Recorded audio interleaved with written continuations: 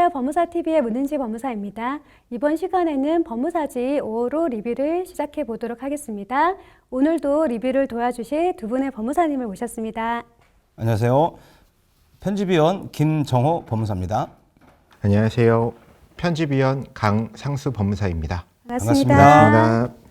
법무사님도 잘 지내셨죠? 네. 예, 잘 지냈습니다. 이제 봄이 지나갔겠죠? 뭐 특별한 일 없으셨어요? 예, 뭐 저는 참 다람쥐 쳇바퀴라는 게 항상 생각나는 일정을 보내고 있습니다.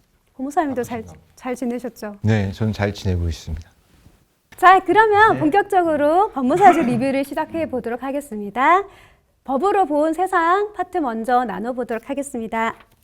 네, 이번 시간에도 열혈 법무사의 민생사건부 부제는 법무사가 실제로 수임한 이 시대 민초들의 생활사건 이야기로 유병일 법무사, 서울 서부의 유병일 법무사님께서 기고해 주신 글이고요.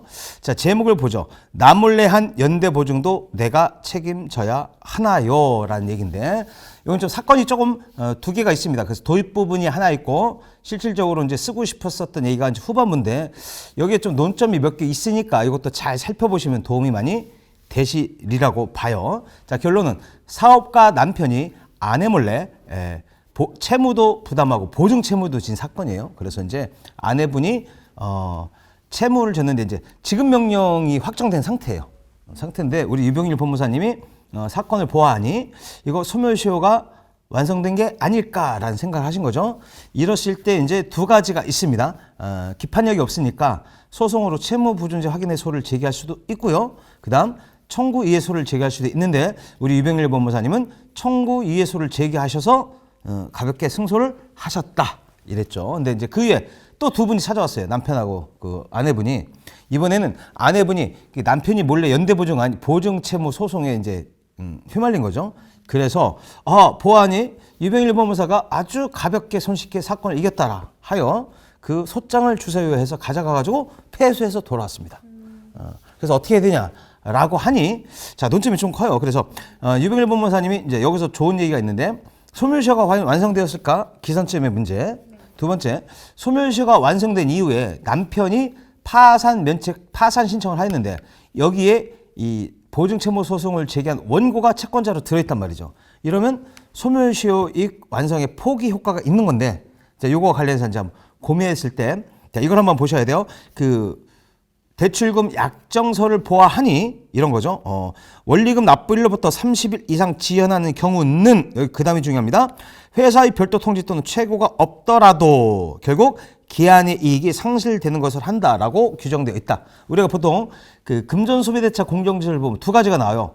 이 채권자의 최고 없이도 당연히 상실되는 것. 채권자의 최고 상실되는 것. 그래서 어렵게 얘기하면 정지조건부 기한이익 상실이냐 형성권부적이냐 이런 건데 자 결론 여기는 조건이 성취됨으로써 당연히 기한이익 상실되는 규정이어서 소멸시효 기산점이 앞당겨진 거죠. 그래서 결국은 이걸 보니 상사채권이고 5년이고 소멸시효가 완성됐다. 좋습니다. 여기까지 괜찮아요? 그런데 주채무자인 남편이 파산 신청하면서 원고를 채권자로 기재했다는 건 이거 시효완성 포기 아니냐 이거죠. 그렇다 하더라도 보증인에게는 소멸시효 항변을 할 수 있느냐 이런 논점 나왔죠. 그래서 보증인이 소멸시효 항변을 할 수 있어서 결론은 이겼다 이거죠. 자, 그다음에 주목 2법률인데 우리 주택임대차 보호법 있죠. 관련해서 이번에 그 전세 사기 피해 임차인들을 위해서 좀 법이 개정된 게 있으니 이것을 좀 살펴보시는데 특이한 점에서 하나만 먼저 말씀드린 임차권 등기와 관련된 거 있죠. 임차권 등기가 그전에는 임대인에게 송달되어야 임차권 등기 촉탁이 있었단 말이죠. 근데 이번에는 이제 민사집행법상 가압류 집행의 규정을 준용해서 송달되기 전에도 집행할 수 있다라는 규정을 준용해서 임대인에게 송달되기 전에도 임차권 등기 명령을 할 수 있도록 하는 제도가 만들어졌다 이런 얘기죠. 그 나머지는 좀 더 입법 예를 한번 써드린 거니까 한번 찾아보시면 도움이 될 것 같습니다. 자, 그 다음은 법률고민 상담입니다. 자, 이번에 이재옥 법무사님이 이런 얘기 했죠. 임대인이 임대주택을 말없이 양도한 후 양수인은 사망하고 상속인은 모두 상속 포기했는데 보증금은 어떻게 받아야 하나요? 그럼 이런 거죠. 사망한 임대인이 다 사망했고 다 상속 포기했다라면 떠올리는 거 먼저 상속재산 관리 선임제도. 를 통해서 먼저 할 수 있는데, 자, 여기는 이의 제기를 하나 써주셨어요. 근데 이제 이의 제기가 당연히 되냐의 부분은 조금 살펴봐야 되겠지만, 그래서 임대인의 지위가 양도되는 걸 막는 방법도 있기는 있더라. 물론 일정한 요건을 갖춰야 되지만, 이런 거 한번 보시면 좋고요. 그 다음에 이제 인천의 이대원 법무사님께서 이런 걸 써주셨네요. 아버지가 사망 후 한정 승인을 받았습니다. 한정 승인. 자, 한정 승인을 받았다는 한정 승인 심판 청구를 한 거겠죠. 소송에서 한정 승인 취지 판결이 나온 상태였어요. 자, 채권자는 제 은행을 계좌를 압류했습니다. 이거죠. 그래서 판결에 한정 승인이 명백히 기재되어 있음에도 불구하고 채무자의 고유 재산에 집행이 들어왔다. 항상 시험문제 나오는 거죠. 청구에서 제3자에서 제3자 이의소고요. 만약에 판결문에 한정 승인의 취지가 없다라면 이때는 청구 이의소로 가시면 될 것 같고요. 네. 자, 그다음에 새로 시행되는 법령 보면은 이것도 뭐 이런 거 있네요. 소규모 어가, 어선원 등의 소득을 정부가 직접 보조하는 직불 제도가 도입됐다는 거 한번 보시고요. 그다음에 강아지 농장이나 펫샵 있죠. 이런 그것도 어떨 경우는 허가제, 어떨 경우는 등록제로 정비되었다는 거, 위반시 영업장이 폐쇄된다는 거, 이것도 한번 봐두시면 되겠습니다. 뭐 그다음에 각 대학의 장애 학생 지원 계획 수립 및 시행도 의무화되었고요. 그 다음에 방통대, 올란대학 등에서도 이런 원격대학 있죠. 여기에서도 전문대학원 설치가 가능해졌지만 이 우리 의사 전문대학, 그 다음에 그 변호사 이런 전문대학은 안 되고 다른 전문대학원 설치가 가능해졌다는 것 보시면 되겠습니다. 다음은 내가 만난 법무사 말씀 부탁드리겠습니다. 예, 이번에 내가 만난 법무사는요, 부산의 이용덕 법무사님인데 지금 의뢰인의 사정은 다른 사람이 친모로 기재되어 있는 상태예요. 그래서 진짜 친모를 나의 어머니로 등재하고 싶어서 차일피일 미루고 있었던 터에 황망스럽게 어머님이 코로나로 사망하셨다. 그래서 이제 어떻게 얘기를 들어보니 뭐 안 된다는 얘기도 있어서 소개 끝에 이용덕 법무사님을 찾아본 결과 이용덕 법무사님이 뭔 말이냐, 유전자 감식을 통해서 직계임을 확인이 되면 고칠 수 있다라고 해서 돌아가시니까 검사를 상대로 친선장에게 존재 확인해서 제기해서 4개월 만에 일이 일찍 끝났다고 합니다. 그래서 가족관계 등록부를 손쉽게 고쳤다는 그런 사연을 올려주셨습니다. 네, 다음은 법무사 시시각각 파트 나눠보도록 하겠습니다. 지난 3월 23일 헌법재판소는 아주 기념비적인 결정을 내렸습니다. 바로 출생 아동의 출생 등록될 권리를 기본권으로 인정하는 내용이었는데요.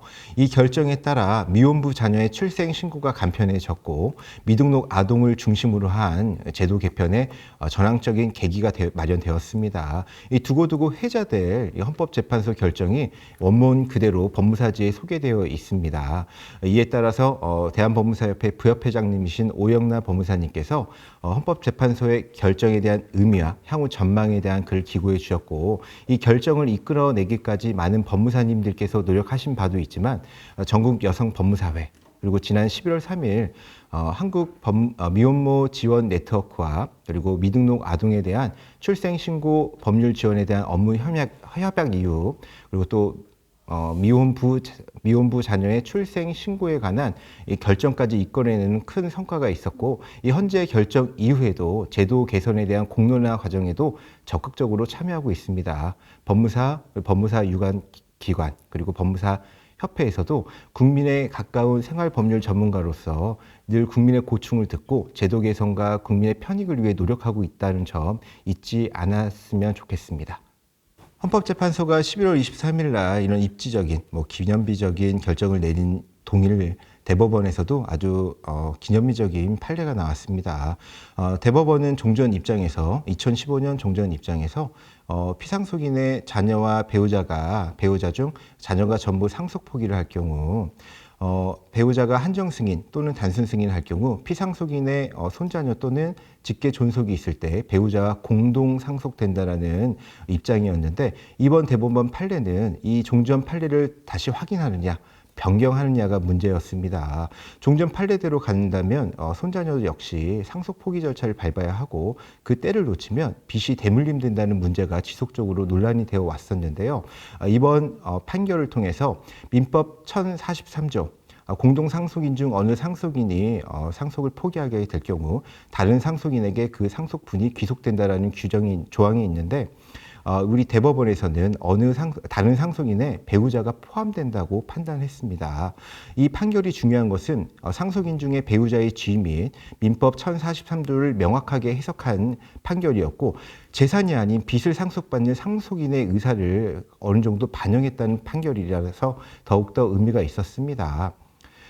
대법원 반대 의견도 물론 있었는데 종전 판례가 오히려 민법 조문에 더 부합하고 논리적이라는 반대 의견도 있었지만 우리 대구경북회 유홍석 법무사님께서는 법에 크게 위반되지 아니하고 민법과 일반 국민의 법 감정에 괴리감이 있는 것을 대법원 판례로서 조화롭게 해석했다라고 말씀하시면서 빚의 대물림을 끊는 환영받을 만한 판례라고 소개시켜주고 계십니다. 인공지능 기술 AI 이제 더 이상 공상과학이라든지 소설의 내용이 아니라 이미 우리 현실에 다가와 있는 기술들입니다. 어쩌면 이 기술들이 우리 업무나 생활에서 필수 불가결적인 역할을 이미 하고 있을 수도 있습니다. 발전하는 인공지능 기술에 대응하기 위해 정부는 입법으로 대비하고 있는데요.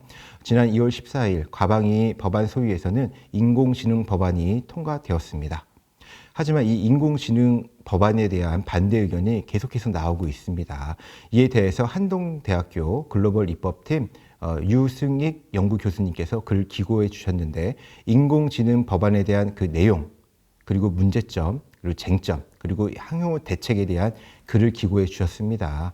따라서 인공지능 법안이 전면 재검토돼야 된다고 제언하고 계시면서 많은 법무사님들께서 이미 AI, 인공지능 기술을 활용하고 사용하고 있고 이 장점에 대해 얘기하고 계시는데 인공지능의 한계 그리고 문제점에 대해서도 생각해보는 계기가 되셨으면 좋겠습니다. 네. 이번 법무사지에서 가장 중요한 내용 중에 하나입니다. 지난 4월 26일 법사위 권인숙 의원님의 대표 발의로 법무사법 일부 개정안이 입법 발의되었습니다. 이 내용에는 경찰청, 공수처 추가뿐만 아니라 사법보좌관 업무에 대한 신청 대리, 비송사건 시청 대리가 포함되어 있으며 법무사가 아닌 자가 법무사를 고용해서 사무소를 개설하거나 운영할 경우 하지 못하게끔 마련된 규정도 있습니다. 정부는 지난 3월 30일 부동산 거래 신고 등에 관한 법률 일부 개정안을 통과시켰고 이 법이 4월 18일 날 공포되었습니다. 이 개정안 내용에서는 첫 번째 토지거래 허가구역 지정권자가 토지거래 허가 대상자 그리고 지목 용도를 특정할 수 있게 되어서 투기적 목적을 확실히 막고 국민의 불편을 좀 제거해주는 그런 계기가 되었습니다.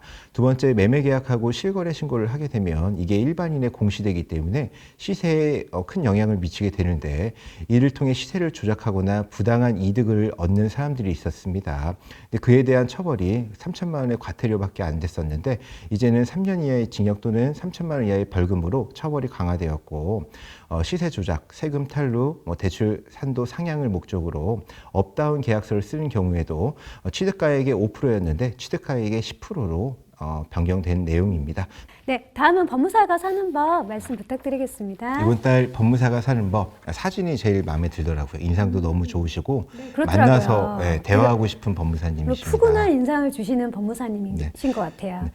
주인공은 바로 경기중앙의 정혜민 법무사님이십니다. 1989년생, 올해 34세이고 2019년에 개업하신 법무사님으로 법조 단지보다는 동네 법무사로서 지역 주민들과 어울리는 게 자기 정성에 잘 맞다고 하십니다. 이 법무사님은 MZ세대로서 원화배를 되게 중요시하고 법무사님께서는 동네 주민들과 하하호호하며 오랫동안 법무사를 하고 싶으니 법무사 협회에서도 자신들을 위한 비전을 또 다양한 비전들을 제시해 주시기를 부탁하고 계십니다. 네.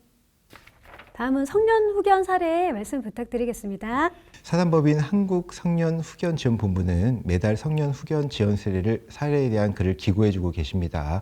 이번 사례의 의뢰인은 무용고자로서 복지관에서 한국사단법인 한국성년후견지원본부에 의뢰를 요청해 온 사연입니다.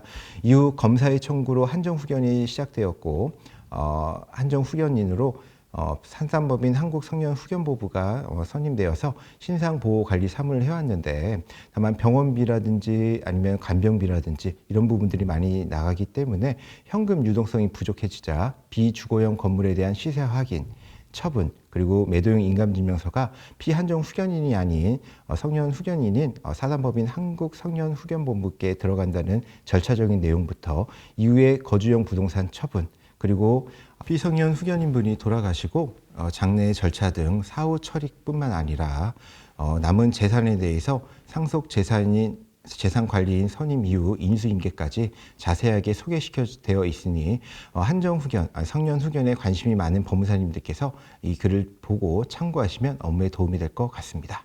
다음은 나의 사건 수임기 말씀 부탁드리겠습니다.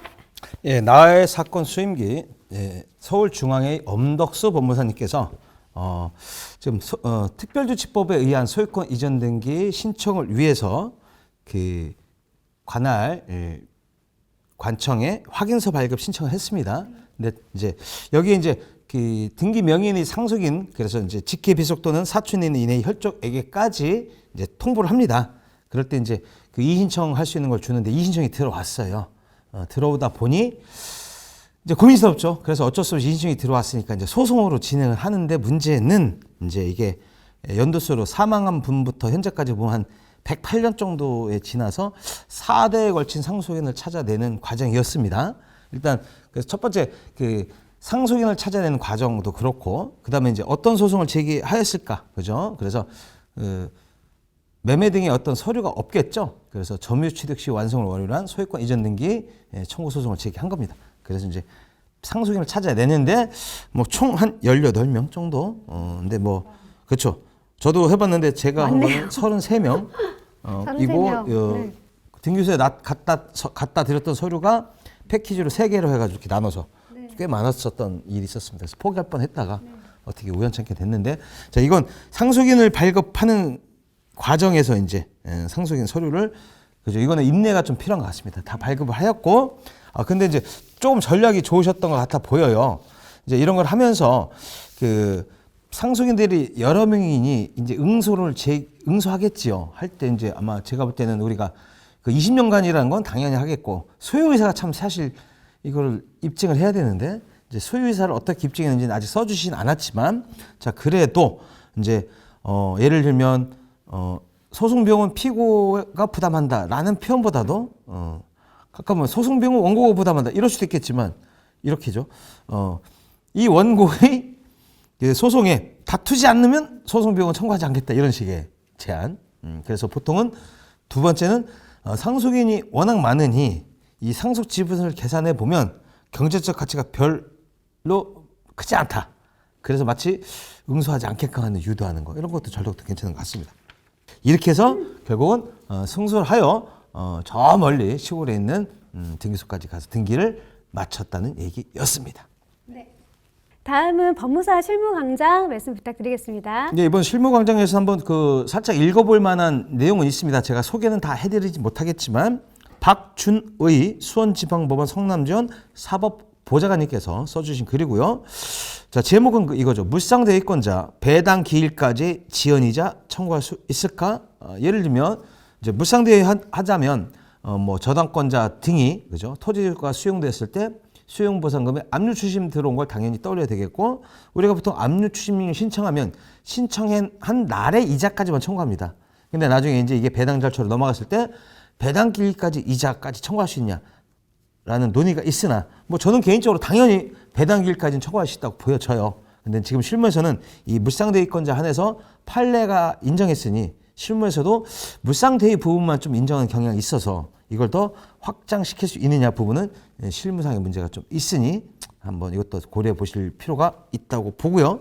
또 그 다음엔 뭐 좀 살짝 이런 식으로 확정된 지급명령이 있고요. 여기에 대해서 추후 보완에 이의제기를 했을 때 지급명령이 과연 실효된 거냐. 간략하게 말씀드리면, 우리가 이 지급명령이 송달되고 2주 내에 이의신청을 안 하면 확정됩니다. 근데 여기도 추후 보완이니까 본인이 책임질 수 없는 사유로 기간을 지키지 못했을 때 추후 보완 이의신청을 제기했단 말이죠. 여기서 포인트, 확정된 지급명령은 확정되지 않았느냐, 확정됐느냐의 문제인 거죠. 그래서 보통은 지급명령을 가지고, 확정된 지급명령을 가지고 집행을 들어왔을 때 추후 보완 이의 제기를 하면 포인트가 확정됐냐 아니냐를 따진 거에 따라서 청구 유소 가능 유무가 달라진다, 이런 얘기죠. 그래서 대법원 판례가 나왔다 이거죠. 추후 보완 이의 신청을 했다고 하여 지급 명령이 확정되지 않은 건 아니다. 따라서 청구의 사유가 되지 않는다는 이런 식의 결론이 나오는 것 같아 보였습니다. 네, 다음은 최신 대법원 판례 요약 말씀 부탁드리겠습니다. 실무에 활용할 수 있는 대법원 판례, 우리 김병합 편집 주간님께서 매달 최신 대법원 판례를 소개시켜주고 계십니다. 제가 제일 좋아하는 코너고 이걸 보면서 많이 배우고 있는데요. 이번 달에는 상가건물 임대차 보호법상 임대인이 권리금 회수의 기회를 방해할 때 손해배상 청구에 대한 글과 소멸시효가 진행하지 않는 권리를 행사할 수 없을 때 의미, 그리고 회사의 법인격을 부인하여 배후에 있는 개인에게 책임을 물을 수 있는 경우를 포함한 총 7개의 대법원 판례가 소개되어져 있습니다. 다음은 슬기로운 문화생활 말씀드리겠습니다. 미겸유랑 코너에서는 합천 황매산의 철쭉 사진이 실려 있습니다. 합천 황매산은 철쭉 축제로도 유명한 곳인데요. 매년 4월 말부터 5월 중순까지 이 철쭉 축제가 열리는 것 같습니다. 기회가 되시면 이곳을 한번 방문해 보시는 것도 좋을 것 같습니다. 다음은 문화로 쉼표 코너에서는 서세현 법무사님께서 내가 사랑한 오페라 아리아 라는 제목으로 글을 적어주셨습니다. 서세현 법무사님께서는 시에 곡을 붙여 노래하는 가곡을 좋아하신다고 하셨는데요. 그 중에서 인생의 희노애락을 표현한 문학작품을 극화해 연출한 오페라의 아리아를 듣는 것을 좋아하신다고 합니다. 아리아는 오페라에서 독창곡을 말하는데요. 저는 이제 오페라를 잘 듣지는 않지만 가끔 오페라의 아리아를 들으면 좀 왠지 가슴 뭉클하고 찡한 감동이 몰려오는 것 같습니다. 다음은 한국인은 왜? 문화심리학으로 본 한국인의 심리에 대한 글입니다. 한국인의 고속버스 춘판에 숨겨진 비밀이라는 글인데요. 힘들었던 50년대, 60년대, 70년대를 지나서 80년대에 비로소 한국인들은 즐길 거리를 찾을 여유가 생겼다고 합니다. 이때 관광은 한국인의 주요한 놀이 문화였다고 하는데요. 억울하고 힘든 일이 많았던 우리 민초들이 삶에 짓눌리지 않기 위해서 끌어올렸던 긍정적인 에너지가 신명이라고 합니다. 고속버스 춤은 이 신명을 끌어올리기 위한 하나의 제의, 그러니까 뭐 이렇게 제사의식이라고 해요. 그래서 이 신명에 도달하기 전까지는 일상으로 복귀할 수 없기 때문에 관광을 마치고 돌아가는 고속버스 안에서 이렇게 춤판이 벌어진다고 합니다. 지금은 좀 달리는 고속버스 안에서 춤추는 것이 위험하다는 인식도 있고 또 세대가 많이 교차되어서 이런 고속버스에 춤추는 걸 많이 볼 수 없는 것 같아요. 네, 다음은 부자 되는 책 읽기 코너에서는 로버트 기요사키의 부자 아빠, 가난한 아빠라는 책을 소개하고 있습니다. 자산과 부채의 차이를 알면 부자가 될 수 있다. 부자가 되는 방법은 이처럼 간단하다라고 말하고 있습니다. 소유를 자산으로 착각해서 부채를 계속적으로 사다 모으면 점점 가난해진다고 합니다. 예를 들어서 고급 승용차, 명품 가방, 최신 IT 기기를 계속해서 사다 모으면 내 주머니에 돈이 줄어들게 됨으로써 결국에는 가난해진다고 합니다. 부자가 더욱더 부자가 되는 방법은 자산을 모으고 부채를 줄이는 것이라고 합니다. 이 책은 한때 우리나라의 베스트셀러여서 부자 아빠, 가난한 아빠라는 책을 모르시는 분은 없을 거라고 생각이 되는데요. 혹시라도 이 책을 안 읽어보셨다면 이번 기회에 한번 읽어보시는 것을 추천합니다. 네, 다음은 소확행 건강관리에서는 운동이 부족하다고 여기면 하루 30분 산책을 하자라고 이야기하고 있습니다. 운동을 싫어하거나 운동을 익숙치 않거나 또는 업무에 스트레스가 많은 사람들은 산책은 좋은 활동이라고 합니다. 산책을 하면 창의력이 향상되고 긴장이 완화되고 신체가 회복되고 심리적 안정을 얻는다고 합니다. 네, 지금까지 법무사지 5로 리뷰를 해보았습니다. 5월은 가정의 달입니다. 이번 달은 가족들과 함께 더욱더 화목하고 행복한 5월 되시기를 바라겠습니다. 지금까지 법무사TV의 문은지, 김정호, 강상수였습니다. 감사합니다.